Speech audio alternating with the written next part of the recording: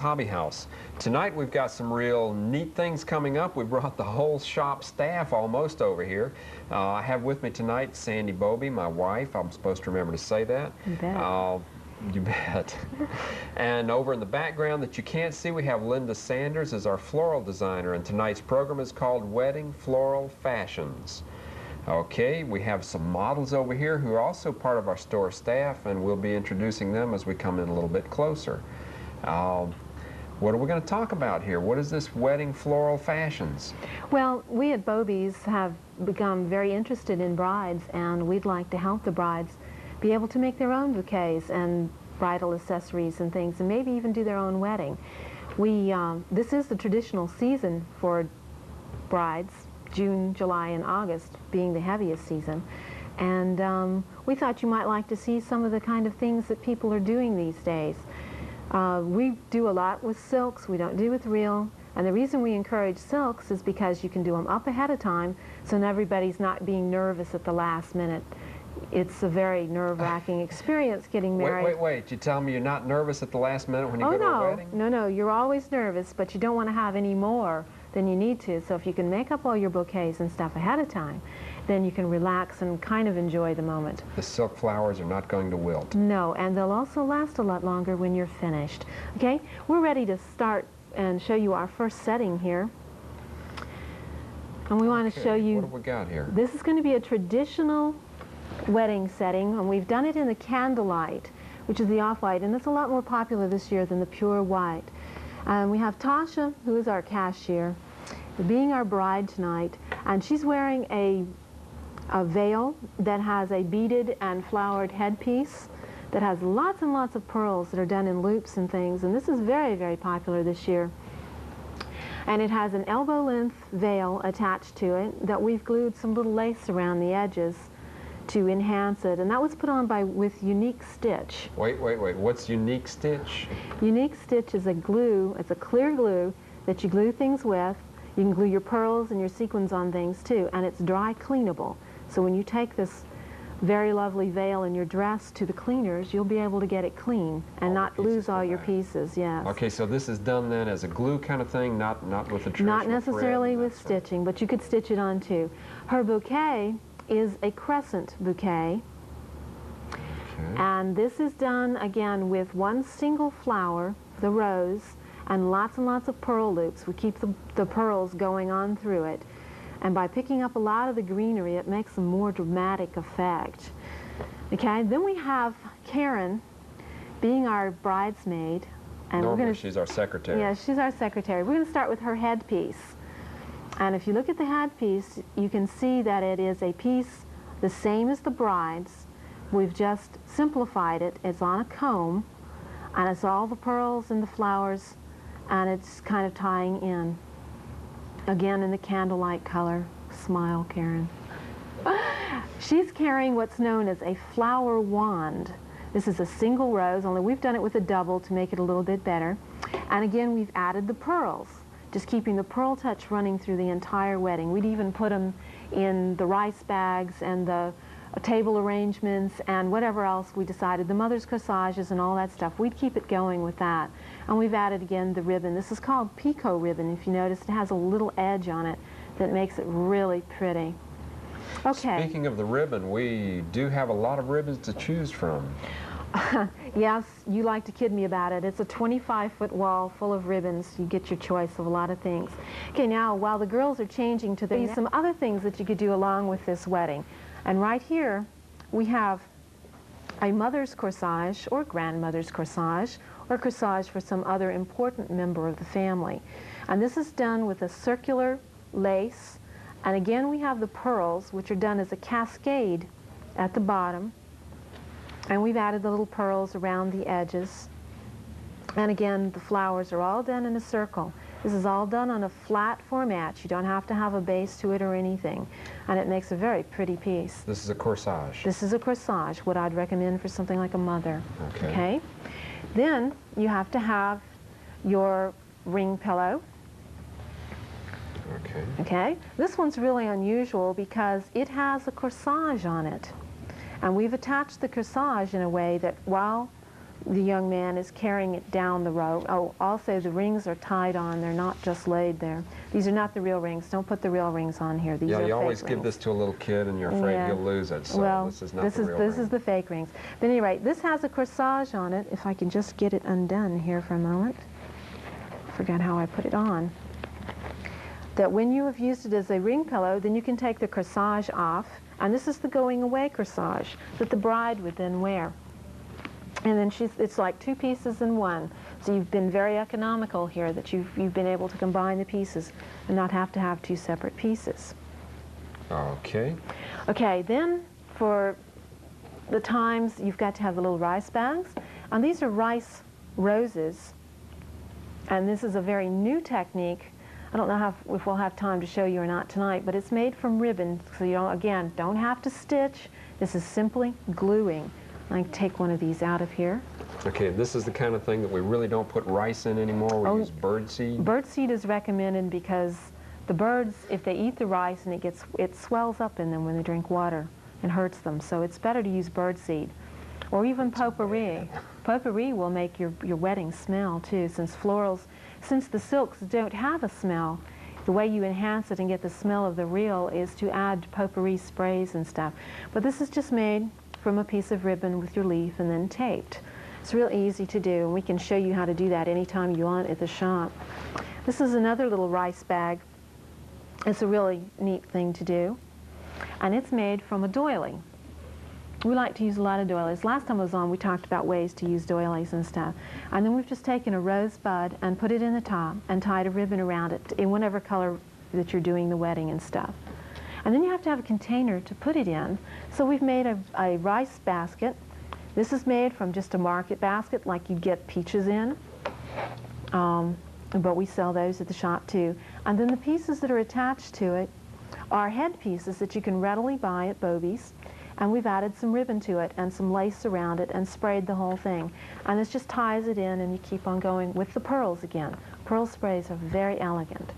Okay, it looks like the girls are ready again. We've got a new set of, let's see, we're bringing Sharon on this time. This is our daughter Sharon.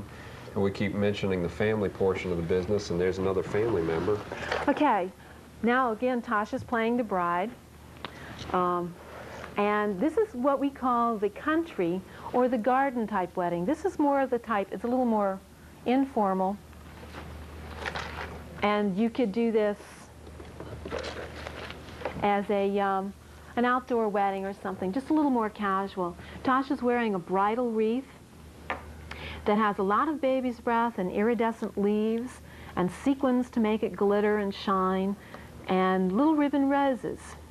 And in the back it has a poof net bow instead of a veil. Veils outside would just get in the way and they blow a lot. It's not always important to have the veil. And her bouquet is what's known as a cascade. This is a nosegay type bouquet with a tail. And we've done this in a little bit of color added to it and lots of greenery. Very little baby's breath is being used in the bouquets now because the greenery just seems to make things look fresher. Springtime. Yeah, well, this time of year, but it would be good in the fall too. Just pick up darker colors.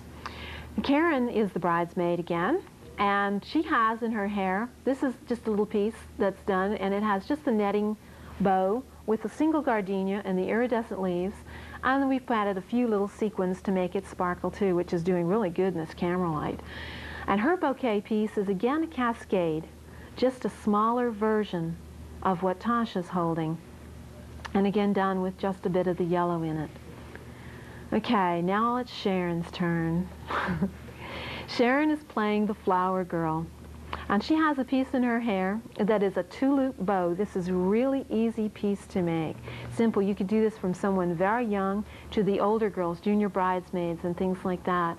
It's a bow that has the same flowers and everything that's used in the others and a little baby's breath. And then we've added another color. We've added a blue color.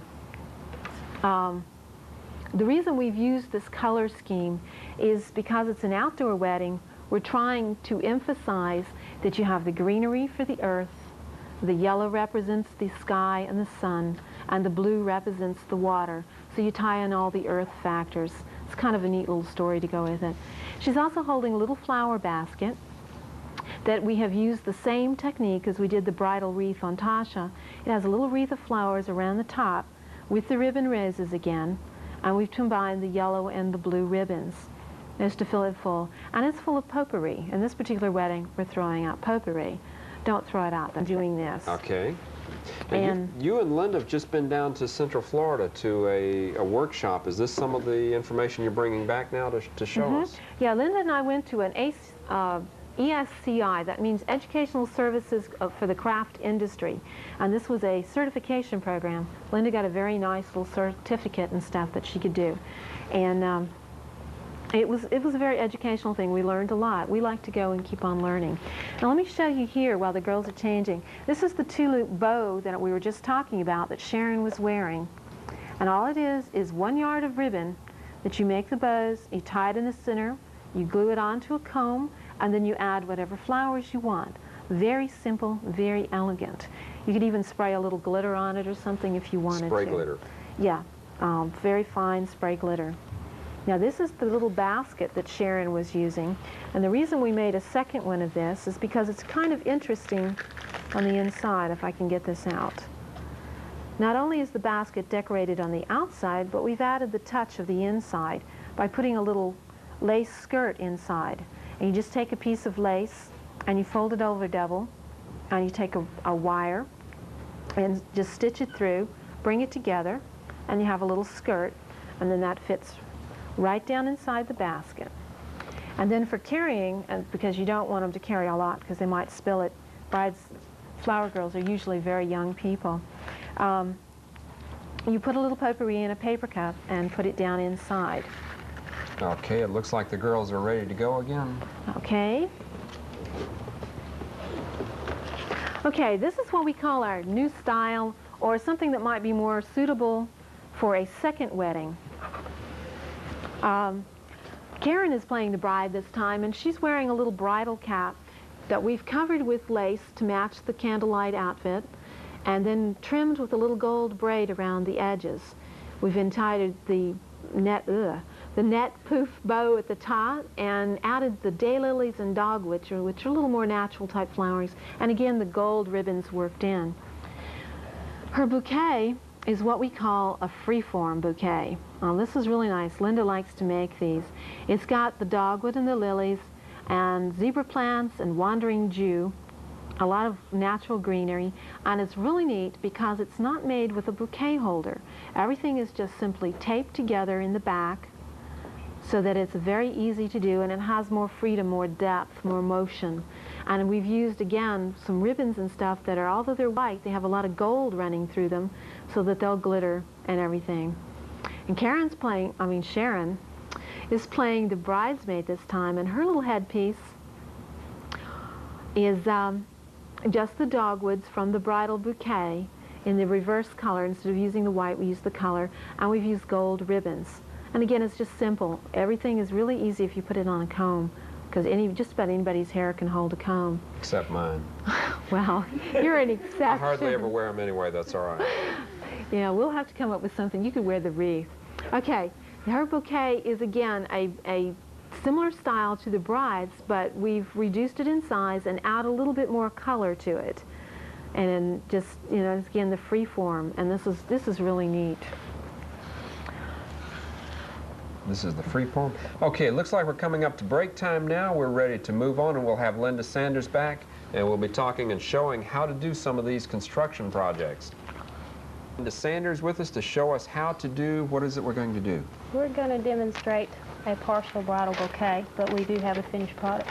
Great, so we can see the before and after. These are all the parts you have on the table? Parts. Great. We have floral Parts tape, wire cutters. We have your lace. This is your... Comes that way, I've seen them that way this is your lace that goes on the back. Some of them, they let the lace show out from behind them. Others, they use it as just a finishing, as I'll show you in the one I have partially done. This is your styrofoam holder that you use to put your flowers in. Great, that makes it easy. And you just pop it in there. I've done that before. I can even do that. Okay, there's the before and partially after. That is the before, and this is the partially after. We have our greenery established here. Okay. And we're going to show you how to put your cascade tail up in this. I have all my greenery in there except for my one tail. If I can get back here so we can see it. Okay. You position it in line with the handle on the bouquet holder, and you place it all the way up in there. Nice crunching sound. Nice crunching sound if I can get it to go. Sometimes it is a pill. Now this is a cascade like Tasha was holding in our country type setting.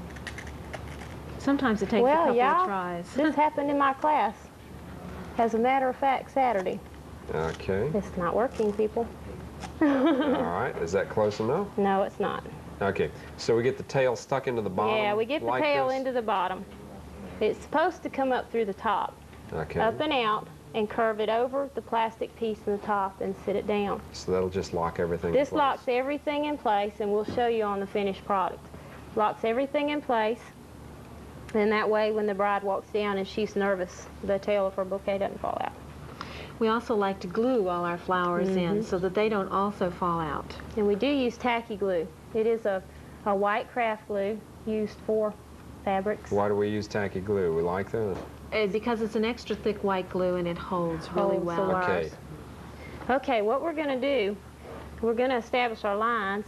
Okay, what do we have to do to the flowers first? Don't we have to tape them? Oh, well. No, show them how to tape a flower and get it all prepared. Okay. You use, usually use a 20 to a 22 gauge wire. You lay the wire, I don't know if you can see this, but you lay the wire up next to the stem. And your floral tape is used in a different way from regular Scotch tape, masking tape. You have to stretch it. It's activated by stretching. And you attach it on there like that, and then you begin to pull down. And you have to stretch it very, very hard in order to get it to come down. The less tape you use, the better off you're going to be.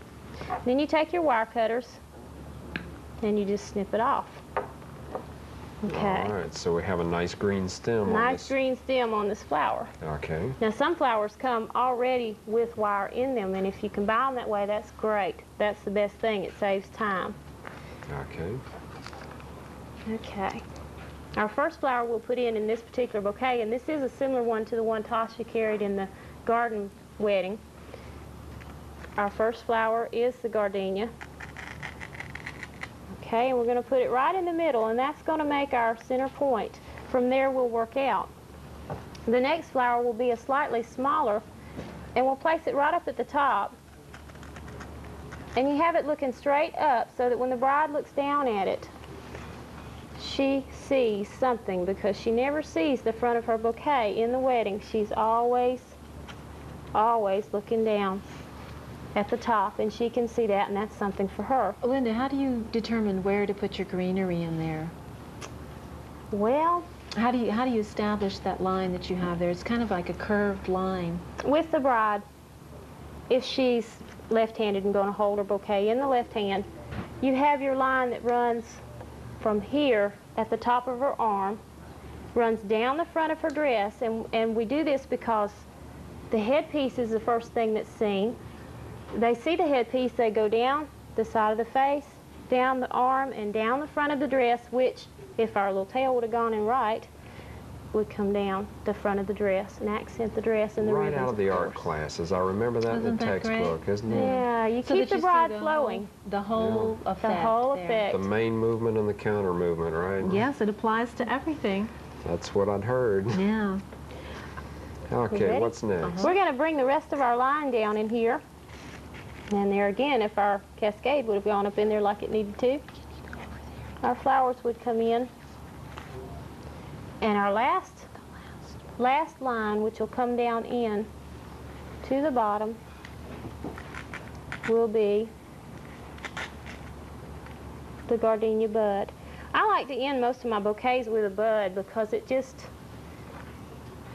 Things are lets just it- getting yeah, started, and that's yeah, symbolic. there's a lot of things that I don't have a reason for. I just do it because I like to Hey, do if you it. It looks good. like If it, you you like must it be looks doing it good. right. Yeah.